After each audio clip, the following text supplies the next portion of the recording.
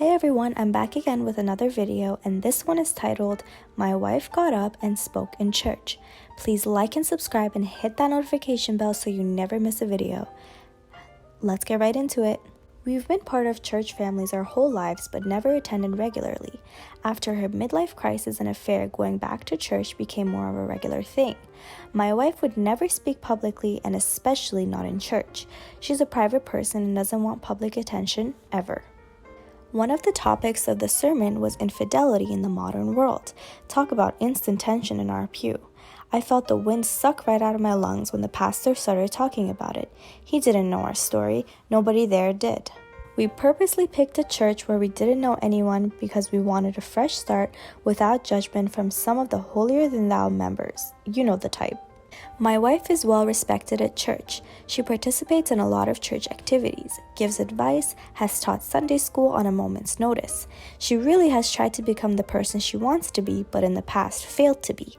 Personally, church wasn't really my thing, but at the point where we were, I figured, what the hell? If anything can help, I'll give it a try. The pastor talked about how sin and infidelity can find their way into anyone's lives.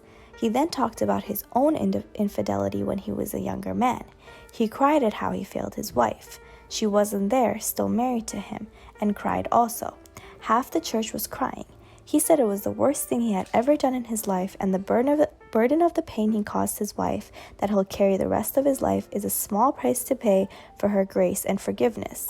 What I liked is that he didn't use the tired line about God forgiving him, so all is well, like the former mayor of Nashville recently did. He didn't even mention God's forgiveness at first, only his wife's forgiveness. That is what mattered to him most. He eventually praised God for giving him the strength to be a better man and all that jazz. Anyway, he asked if anyone wanted to add anything to the conversation, and I about to have a heart attack because there goes my wife standing up. My wife? You've got to be kidding. She would never talk publicly in a situation like this. I'm sitting there literally in shock. I look around and every eye is on her. Some are on me because I think they assumed I must have cheated on her. She starts talking, introducing herself and our family to those that might not know us. Our kids are sitting there right next to me. She then unloads everything.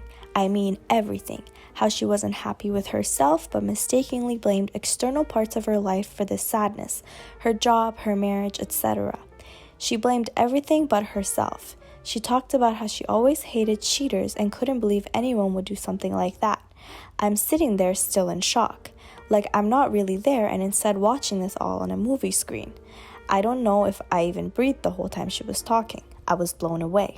She told how she got where she did. The self-doubt, the anger, and the resentment over not following some of her dreams from when she was young, and instead getting married, having kids, and settling down. She unloaded it all. She pointed at me and said, "This is my husband. Some of you already know him. All he ever did was love me and support me, and I betrayed him in the worst way imaginable. I caused him more pain and suffering than I'll ever know. I don't deserve his grace or forgiveness, and yet here he sits by my side, holding my hand, still being my husband." She went on to say that she knows the pastor's burden, and that she accepts as part of her own penance, carrying a burden of knowing how badly she hurt me and her family, but is also glad that it's there to remind her of how badly she screwed up. By the time she was done talking, she was crying. I was crying. Half the church was crying. It was really something. That's all I can think to say about it. I can't believe she got up in front of hundreds of people and confessed that sin and told them all she did. She had made it there. Nobody knew. She didn't have to do that. That was a sacrifice on her part for us. That has really shaken me to the core. We hugged when she sat back down, and I think it was the first real hug where I felt something for her in over 2 years. It melted that iron shield I put around my heart after D-Day. I couldn't let anyone hurt me like that again, so I froze my heart out to anyone/everyone except my kids. Her getting up and telling that story in front of everyone is a game changer. It affected me more than anything else we've done in the last 2+ years. The one act has made more progress for us than the 100+ marriage counseling sessions. We've talked so much since Sunday. She said that the pastor inspired her and she knew she needed to do at least one brave thing in her life. As I would expect, she had already gotten the cold shoulder from some friends from the church. Others, however, some people we didn't even know, have approached us, called us, emailed us, etc., to wish us well and say how inspiring my wife's message was. We're not really devout people, and this whole thing didn't really feel like our religion was the big part of it. Like the pastor's wife, I saw that my forgiveness was more important to my wife than even God's. I know now, for the first time since it happened, that we're going to make it. I still can't believe she did that.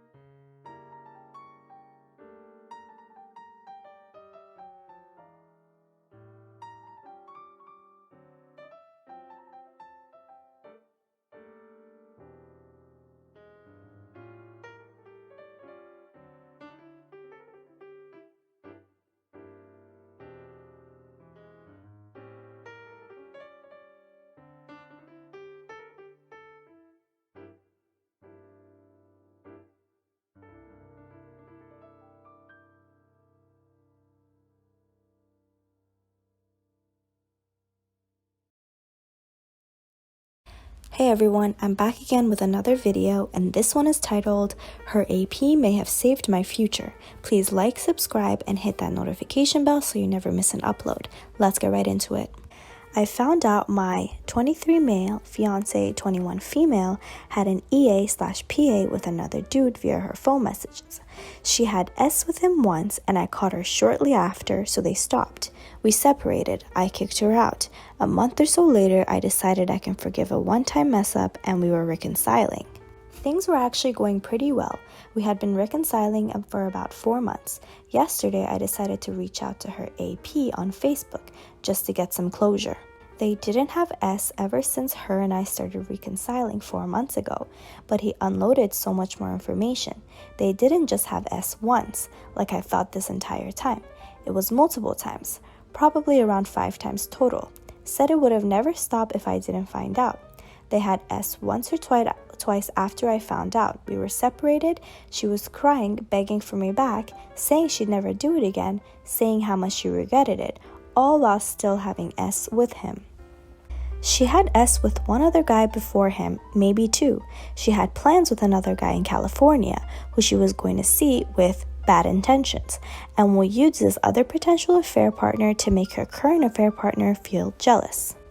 They also never wore condoms, which was another lie. So that was my day yesterday. Very happy I talked with this guy. He saved me from a divorce down the line. He said he felt terrible about it, had never done something like this before, but the way she casually brought up cheating on me in the past and how she didn't actually want to get married made him feel like he wasn't ruining anything. After I told her about my great conversation with him, she called him extremely pissed off. Him and I were kind of laughing about it. I told him she's all his if she still wants it. Now she's begging to get back together again, just like before, saying all the right things. Not caring has never been easier. I'm selling the engagement ring today. Anyway, very happy I reached out to her affair partner. We may go get drinks sometimes.